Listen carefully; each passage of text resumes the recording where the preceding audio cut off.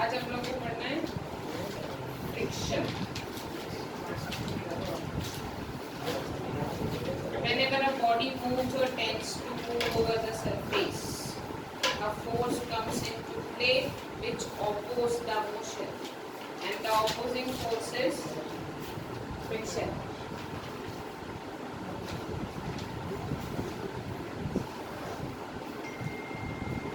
Buoyant force given. Buoyant force. Or contact force.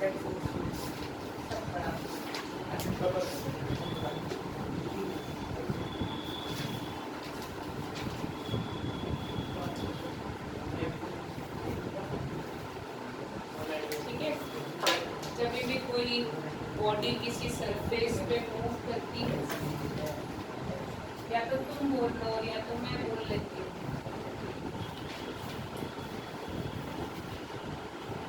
और अगर ये बॉडी का डायरेक्शन ऑफ मोशन इधर है तो एक इसके ऑपोजिट फोर्स लगता है जो इसके मोशन को ऑपोज करता है और उसको अपन कहते हैं फोर्स ऑफ फ्रिक्शन। आई बात समझ में पॉइंट। उसके बाद होता है what do you mean by contact force. जब भी कोई बॉडी किसी सरफेस के ऊपर रखी होती है तो उस पर एक फोर्स लगता है रिएक्शन का, यस और no, and reaction by surface, and this is normal to the surface. और मान लो एक फोर्स लग रहा है जिसका, तो इन दोनों का जो रिजल्टेंट होता है उसको अपन कहते हैं कॉन्टैक्ट फोर्स। आगे का समझ में, the resultant of the reaction and the friction. Reaction जो सरफेस लगाती है, वेट नीचे, रिएक्शन ऊपर, ठीक है ना। एक्शन रिएक्शन, वेट नीचे, अपने ये सब किया था।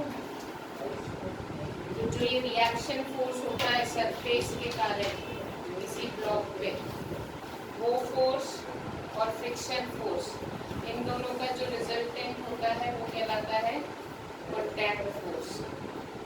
आगे बात समझ में? ओके। फिर उन्होंने बोला 3 तरीके के फ्रिक्शंस होते हैं। स्टैटिक,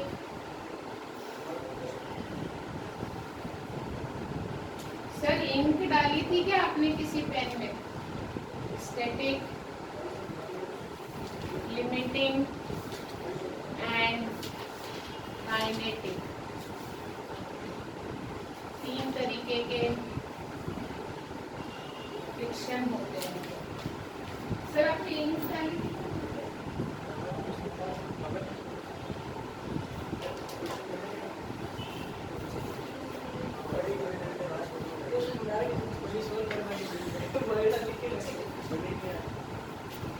ठीक है। स्टैटिक फ्रिक्शन क्या होता है? स्टैटिक फ्रिक्शन मतलब जब हम किसी बॉडी को किसी सरफेस पे मूव करते हैं, तो मैं फोर्स लगा रही हूँ, ये मूव नहीं हो रहा, मैंने और उंगली से फोर्स लगाया, ये मूव नहीं हो रहा, मैंने और फिर फोर्स लगाया, मैं खिड़की की तरफ धक्का दे रही हूँ, ये मूव नहीं हो रहा, थोड़ा और ज़्यादा लगाया, देन इट स्टार्ट हो। एक बात समझो, तो जब हम किसी भी बॉडी पे फोर्स लगाते हैं,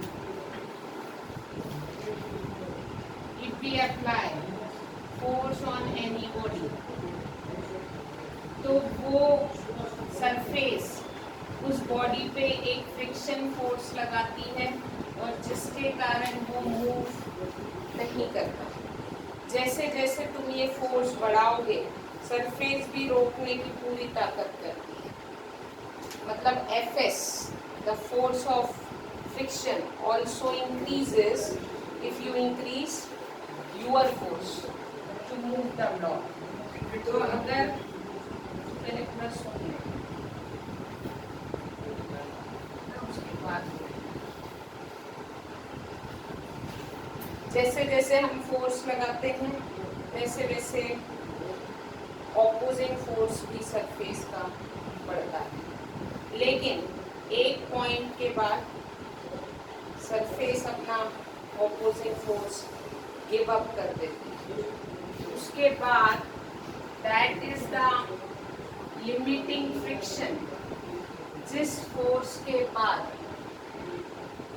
ये अपना just they start Fs max and this is your limiting friction। बस इतनी ही शक्ति थी उसमें रोकने की। इसके बाद यदि तुम्हारा फोर्स बढ़ा तो वो बॉडी मूव करने लगी। आगे बात समझ में? तो that is your Fs max and this is your limiting friction।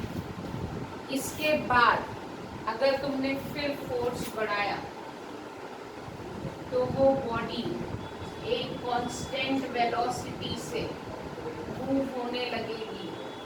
अब जो ऑपोजिंग फोर्स सरफेस ब्लॉक पे लगाती है उसको अपन कहते हैं काइनेटिक फ्रिक्शन। और ये जो फ्रिक्शन होता है, ये फ्रिक्शन इसकी ऑपोजिंग मैक्सिमम फ्रिक्शन से थोड़ा सा कम होता है and this is constant. if you increase the force, it is having a fixed value and that is equals to Fk। अब तुम्हारे मोशन को जो फ्रिक्शन ऑपोज करता है वो होता है काइनेटिक फ्रिक्शन। ये बॉडी है, इसके ऊपर रखी है, ठीक है, मैंने इस पे लगाई ताकत, ये नहीं मूव हो रहा, मैंने और लगाई, ये नहीं हो रहा। यहाँ पे कौन सा फ्रिक्शन लग रहा है? स्टैटिक। जैसे जैसे मैं अपना फोर्स बढ़ा रही हूँ, ये बुक भी इस कवर पे ऑपोजिंग फोर्स बढ़ाती है, पर मैंने फोर्स में जीती हूँ, मैंने और फोर्स बढ़ा दिया, देन इट जस्ट स्टार्ट। ये इसकी आखिरी ऑपोजिंग शक्ति थी, दैट इज लिमिटिंग फ्रिक्शन। इसके बाद यदि ये मूव कर रहा है तो अभी भी सरफेस ऑपोज तो कर रही है, लेकिन वो उसके मैक्सिमम ऑपोजिंग पावर से थोड़ा कम होता है, that we called as kinetic friction. इसलिए काइनेटिक फ्रिक्शन की वैल्यू उसके लिमिटिंग फ्रिक्शन की वैल्यू से थोड़ी कम होती है। तो जब कोई बॉडी मोशन में होती है तो उस पे जो फ्रिक्शन लगता है that friction is kinetic friction. एक बात समझो कि ये तीन तरीके के फ्रिक्शन होते हैं। अब उन्होंने बोला है ये तीन तरीके के फ्रिक्शन का ग्राफ दिया है जो मैंने बना दिया है वहाँ पे, ये फोर्स और फ्रिक्शन के बीच का रिलेशन बताता है। आखिरी बात समझ में? अब कहाँ कौन सा फ्रिक्शन देंगे वो अभी हम देखते हैं, ये तो डेफिनेशन है, समझने वाली बात है। अब हम लोग laws of friction and coefficient of friction बोलते हैं। लॉज ऑफ फ्रिक्शन, पहले लिमिटिंग फ्रिक्शन की बात कर लेते हैं। इसकी लिमिटिंग फ्रिक्शन, लिमिटिंग फ्रिक्शन यानी कौन सा फ्रिक्शन हुआ? Fs max। This is your limiting friction। What is this friction? It is the maximum opposing power just before it start move। Yes or no? तो ये जो limiting friction होता है, this limiting friction depends on the nature of two surfaces। कौन सी दो surface? Obviously दो कांच को स्लाइड करोगे, कांच के ऊपर बॉल को स्लाइड करोगे, उसके लिए ये अलग होगा। कोई खुरदुरी सरफेस पे कोई खुरदुरा ब्लॉक स्लाइड करोगे, उसके लिए इसकी वैल्यू। तो ये लिमिटिंग फ्रिक्शन की वैल्यू डिपेंड करती है दो सरफेस का नेचर कैसा है जिसको तुम मूव कर रहे हो। दूसरा उन्होंने बोला है हमेशा ये टेंजेंशियल टू द सरफेस ही लगता है। यस और नो? तो ये लिमिटिंग फ्रिक्शन इधर लगेगा। अब उन्होंने बोला है limiting friction is independent of area of surface. ये हमेशा याद रखना, दो सरफेस के नेचर पे डिपेंड करता है लिमिटिंग फ्रिक्शन। एरिया पे डिपेंड, चाहे ये फोन का इतना बड़ा ब्लॉक रखा हो, चाहे ये फोन का आधा कटा हुआ भाग रखा। लिमिटिंग फ्रिक्शन सेम रहेगा। लिमिटिंग फ्रिक्शन की वैल्यू एरिया ऑफ कॉन्टैक्ट पे डिपेंड नहीं करती, याद रखना। ये बहुत कंफ्यूजिंग रहता है, बच्चों को ऐसा लगता है जितना ज़्यादा टच में रहेगा उतना ज़्यादा अपोज करेगा, ऐसा नहीं। आई बात समझ में? Friction does not, limiting friction is independent of area of contact. उसके बाद उन्होंने बोला लिमिटिंग फ्रिक्शन, ये याद रखना है, is proportional to reaction. Surface जितना ज्यादा स्ट्रॉन्ग रिएक्शन फोर्स इस पे लगाती है उतना ज्यादा इसकी वैल्यू होती है। ये फॉर्मूला है, ये तुमको याद रखना। Limiting friction is proportional to the reaction produced by the surface on the moving object. Getting my point? अगर ऐसा होता है तो Fs max प्रोपोर्शनल हटता है, यहाँ एक कांस्टेंट आता है μs, और इस μs को बोला जाता है कोएफिशिएंट ऑफ लिमिटिंग फ्रिक्शन। क्या बोला जाता है? याद रखना formula, coefficient of limiting friction.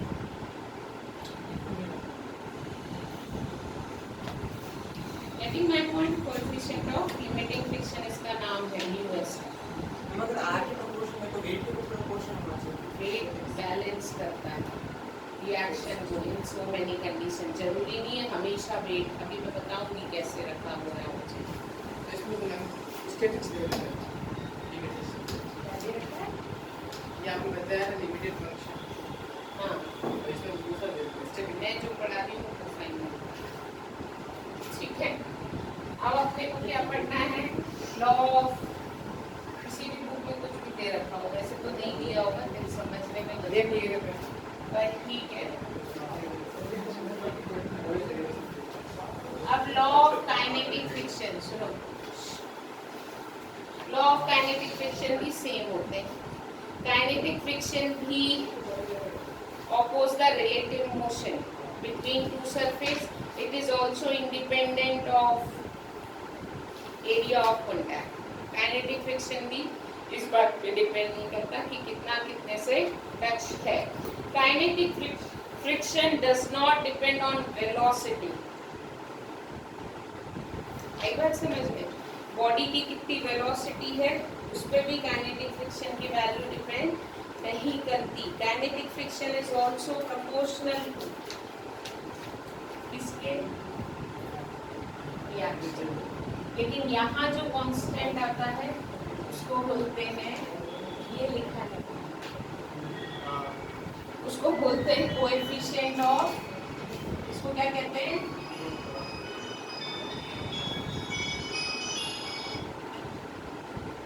Kinetic friction. And Uk is also equals to Fk upon R. Yes or no? Uk is equals to Fk upon R. अब तुमको ये पता है from first and from second, तुमको ये पता है कि Fk is less than Fs max। अभी मैंने बताया था ग्राफ से, this is your Fk, this is your Fs max। हमेशा काइनेटिक फ्रिक्शन की वैल्यू लिमिटिंग फ्रिक्शन से थोड़ी कम होती है। अगर ऐसा है और अगर ये इससे छोटा है, मतलब म्यू के इज ऑल्सो लेस देन,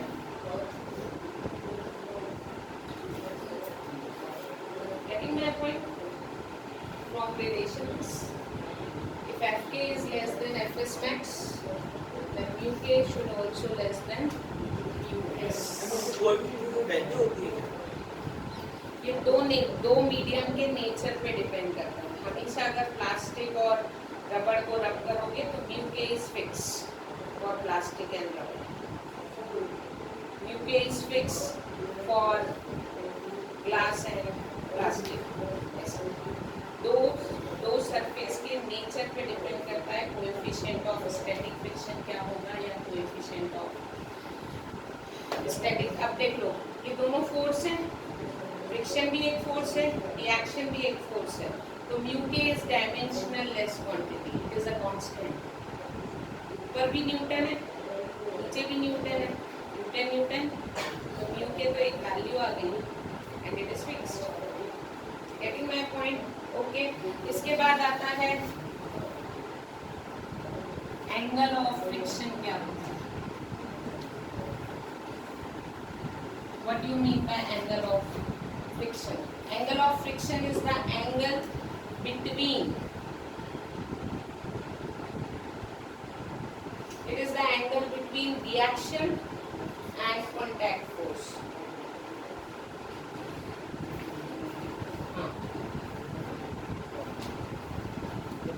देखो, angle of friction is the angle between reaction and resultant of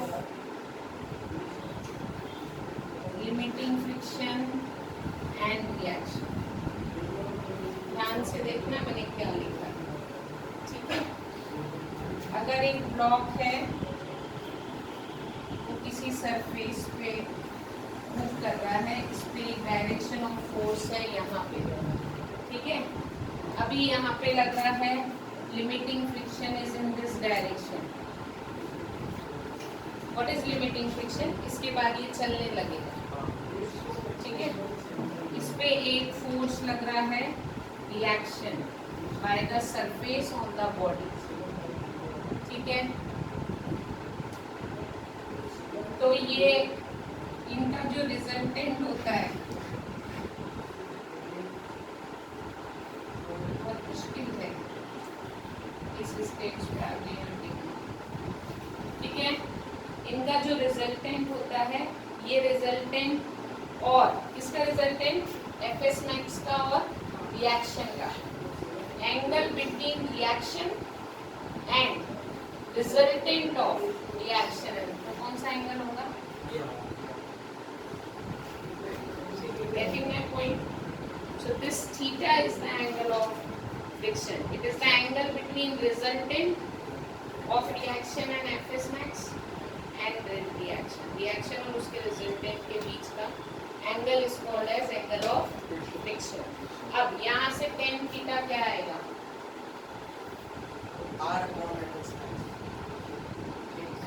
fx max fx max upon r and fx max upon r is us.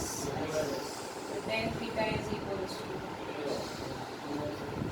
मतलब tangent of angle of friction, tangent of angle of friction is equals to coefficient of static friction। याद रहेगा? याद रखना ही पड़ेगा दो option, ठीक है? आजाद बेटा कोर्स नहीं होगा सेपरेट, मेरे को तो ना पढ़ाना, मैं तो क्या दया करके थोड़ा कम पढ़ा देती हूँ, और अगर मैं अपनी वाली पे आ जाऊँ ना तो मैं सैटरडे क्या, मैं कल भी ये चैप्टर खत्म कर सकती हूँ। लेकिन मैं सोचती हूँ ठीक है बाबा जी, इतना अत्याचार एंगल ऑफ रिपोज पहले पढ़ लें, अगर नहीं पढ़ा तो खतरे में, टेस्ट चाहे कभी दे, इसलिए जो यहाँ बोल रही हूँ उस पर ध्यान दो। सुन लिया कि अभी आगे कुछ बोलना बाकी है? Angle of repose, it is the minimum angle between the plane and horizontal when a body placed east just begins to slide. मैंने एक ऐसा इंक्लाइन प्लेन रखा और इस पे क्या रखा है? एक ब्लॉक रखा है। Getting my point? मैं ये प्लेन को ऐसा ऊंचा करते जा रही हूँ, नहीं खिसका, नहीं खिसका, नहीं खिसका, एक एंगल के बाद इट जस्ट स्लाइड, वो अपने आप क्या आ जाएगा? नीचे आ जाएगा। तो ये जो प्लेन, ये इंक्लाइन प्लेन इस हॉरिजॉन्टल के साथ एंगल बनाएगा, that you call as angle of repose। मतलब रोकने की क्षमता खत्म। अब इसके बाद ये स्लाइड करें। इसको एकदम पीक वैल्यू है जिसमें बस अरे बस ये this is your FS max.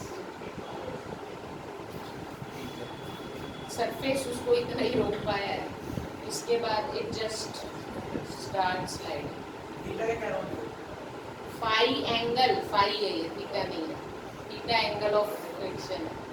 Phi is the angle of repose, मतलब इंक्लाइन प्लेन का मैक्सिमम एंगल जब तक वो स्लाइड नहीं कर रहा था। एंगल ऑफ रिपोज के बाद वो प्लेन पे कितने भी एंगल पे वो ब्लॉक रखो वो नीचे ही आएगा। It is the minimum value of inclination. इसके कम वैल्यू पे ब्लॉक स्लाइड नहीं करेगा और इससे ज्यादा वैल्यू पे इट स्टार्ट स्लाइडिंग। कई बार समझ में यहाँ पे इसका वेट, बेटा इसीलिए मैंने बोला वेट हमेशा ऐसा लगता है, reaction perpendicular to the surface लगता है। यहाँ पे रिएक्शन ऐसा है, इसलिए मैंने बोला था रिएक्शन के प्रोपोर्शनल होता है, एमजी के प्रोपोर्शनल नहीं। मैंने बोला था बड़ा वेट के लिए प्रोपोर्शनल होगा। वेट ऐसा भी लगता है, रिएक्शन हमेशा सरफेस पे। आई बात समझ में? अब भी सुन लो, ये तुम मुझे बताओगे इस एमजी के दो कंपोनेंट तोड़ रहेंगे।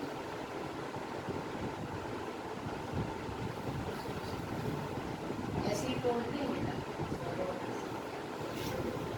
ठीक है? अगर ये एंगल फाई है तो ये एंगल भी फाई ही होगा। अब तुम नहीं बताऊंगी, मैथ्स है। अगर ये एंगल एक्स है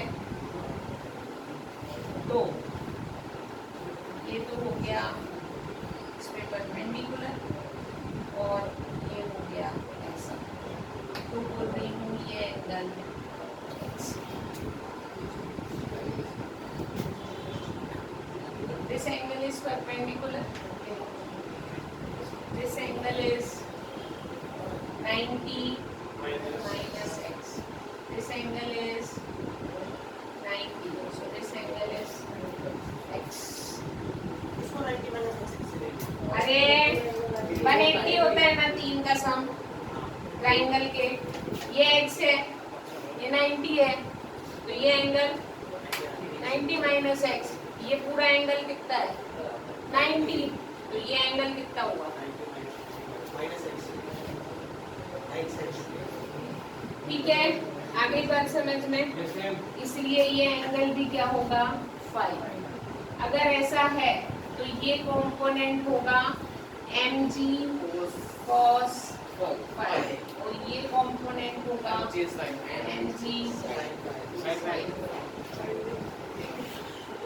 बेटा हंस लो, कल मैं हंसूंगी तुम्हारे।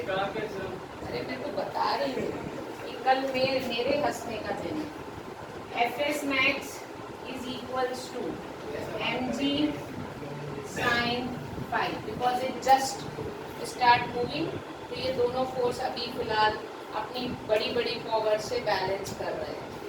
अगर Fs max, अगर अब फोर्स तुम्हारा mg sin phi से ज्यादा है, Fs max को अपोज कर देगा।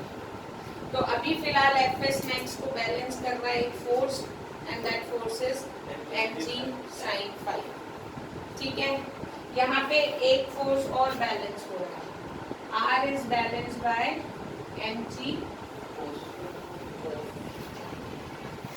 reaction is balanced by mg cos phi। Divide करो इन दोनों को, Fs max upon R is equals to 10 phi। Yes or no? Fs max upon R is US. US ही ना?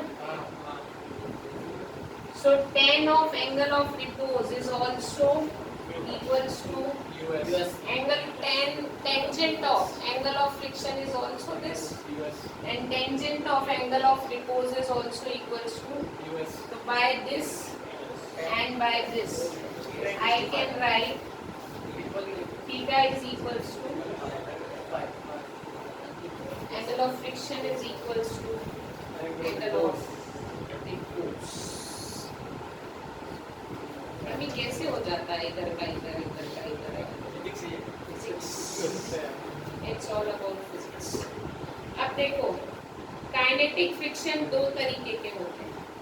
काइनेटिक फ्रिक्शन मतलब जब when a body start moving, एक body एक surface पे चल रही है, तो अब वो काइनेटिक फ्रिक्शन. काइनेटिक फ्रिक्शन मतलब सरफेस कितनी ताकत से उस फोर्स को ऑपोज कर रही है.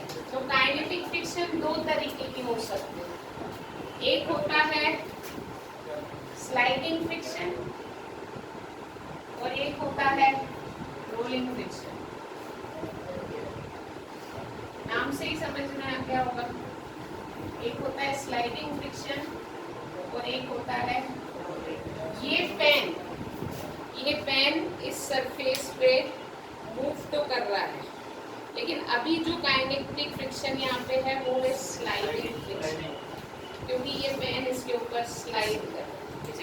When this गिरा की बात नहीं. When this pen is rolling over this surface, then that friction is called as rolling friction. यानी चक्का अगर इस फिक्स हो जाए गाड़ी का और वो गाड़ी की चक्का रोड पे स्लाइड करे, तो दैट इज स्लाइडिंग फ्रिक्शन. और वो फ्री टू मूव है, that it is a rolling friction. आगे बात समझ में. अब तुमको हमेशा ये समझ में आ गया है कि sliding friction is greater than rolling friction. इसलिए इन्वेंशन ऑफ व्हील बहुत अच्छा इन्वेंशन था, क्योंकि रोकने की ताकत सरफेस की रोलिंग फ्रिक्शन कम होता है as compare to sliding friction. आगे बात समझ में. अब कॉज ऑफ रोलिंग फ्रिक्शन क्यों होता है वो तुम सब पढ़ लेना, क्यों है जाने. अभी रोलिंग फ्रिक्शन इज ऑल्सो, क्योंकि kinetic friction is proportional to R. अभी अपन ने पढ़ा था ना कि काइनेटिक फ्रिक्शन प्रोपोर्शनल होता है रिएक्शन के. तो इस काइनेटिक फ्रिक्शन को मेरी इच्छा हो रही है रोलिंग लिखने की, क्योंकि काइनेटिक फ्रिक्शन रोलिंग भी हो सकता है. तो rolling friction is proportional to reaction and sole rolling friction is inversely proportional to radius AR. जितना बड़ा व्हील होगा उतना कम फ्रिक्शन. अगर इन दोनों को मैं कंबाइन कर लेती हूँ तो rolling friction is proportional to capital R upon this is reaction and this is radius of the spherical body which is rolling. आगे बात समझो. यहाँ हटाओगे तो एक कांस्टेंट आएगा and that constant is mu r. Getting my point? And this mu r is coefficient of rolling friction. Coefficient of rolling friction. लेकिन यहाँ rolling friction dimensionless नहीं है. क्योंकि rolling friction is equals to आएगा F R into R upon R. Yes और no. F R is rolling friction, unit is Newton. Friction एक force होता है, रिएक्शन भी एक फोर्स होता है, यूनिट इज न्यूटन. न्यूटन से Newton. R is radius, unit is meter. इसलिए rolling coefficient of rolling friction की यूनिट होती है that is meter. वहाँ पे that was a dimensionless quantity. आई बात समझ में. ये चीज जब भी एप्लीकेशन होगी when a body is rolling without slipping.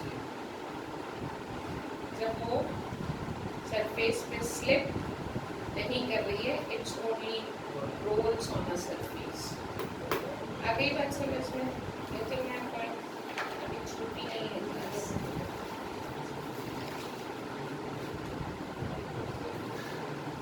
कितने मिनट हो गए? अच्छे से देखना, झूठ मत बताना। 30 हो गए। 5 मिनट तो और चाहिए।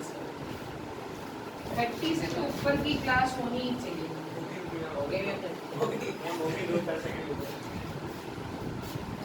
अब देखो, वर्क डन अगेंस्ट, ऑब्वियसली मुझे फ्रिक्शन को ओवरकम करके धक्का देना पड़ता है, तो मेरी मेहनत लगती है, तो उसको अपन कहते हैं वर्क डन अगेंस्ट फ्रिक्शन। क्योंकि वर्क डन करोगे तभी वो बॉडी आगे क्या होगी, डिस्प्लेस होगी। वर्क डन होता है force into displacement. Work done का फॉर्मूला होता है फोर्स इनटू, अगर तुमको किसी बॉडी को मूव करना है तो तुम्हारी एनर्जी लॉस होगी। क्यों? क्योंकि तुम एक फोर्स के ऑपोज काम कर रहे हो, और वो फोर्स है फ्रिक्शन फोर्स। अगली बात समझ में? Getting my point? तो अगर मुझे एक किसी हॉरिजेंटल सरफेस के ऊपर किसी बॉडी को स्लाइड करना है तो मेरा कितना वर्क डन लगेगा? गेटिंग? ज़्यादा नहीं, फॉर्मूला निकालना। ठीक है, तो बेसिकली यहाँ पे इसका वेट लग रहा है नीचे, रिएक्शन लग रहा है ऊपर, तुम एक फोर्स से इसको आगे खींच रहे हो, और इस पे क्योंकि वर्क डन इन मूविंग है, तो अब जो फ्रिक्शन है वो है क्योंकि इट्स मूविंग, तभी वर्क डन। आई बात समझ में? तो यहाँ पे जो फ्रिक्शन है that is kinetic friction. You want to move this block by some distance. आगे बात समझ में? वर्क डन होता है फोर्स इनटू फोर्स। मेरा फोर्स उतना ही होगा जितने से ये ऑपोज कर। लेकिन मूव कर रहे तो वर्क जब कर चुका होगा ना। अरे वो तो स्टैटिक फ्रिक्शन हो चुका ना, लिमिटिंग। अभी बॉडी चल रही है, ये फोर्स हमेशा रहेगा, चलेगी तो भी रहेगा। That is kinetic friction. तभी तो यहाँ एफएस मैक्स नहीं लिया।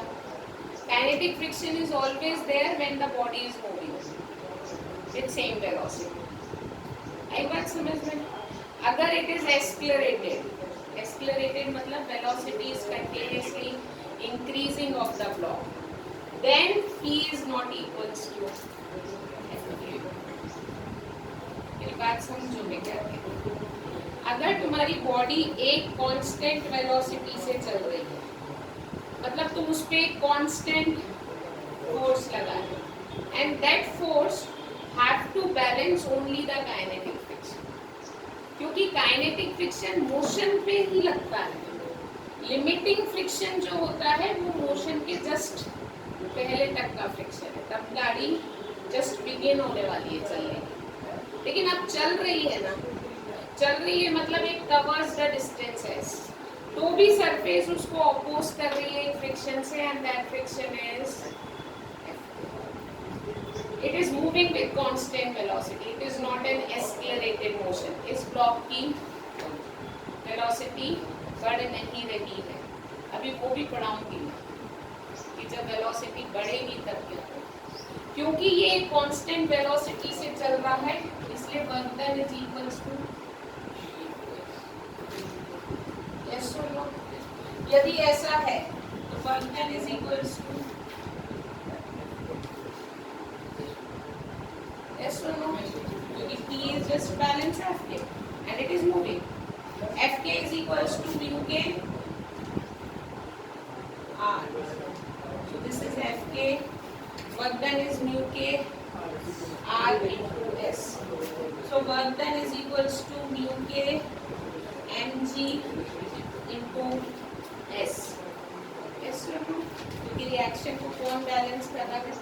तो work done of a body when it is having, तुमको मास पता है, लिख सकते हो। ग्रेविटेशनल तुमको रहेगी जितना मूव करना है वो करना।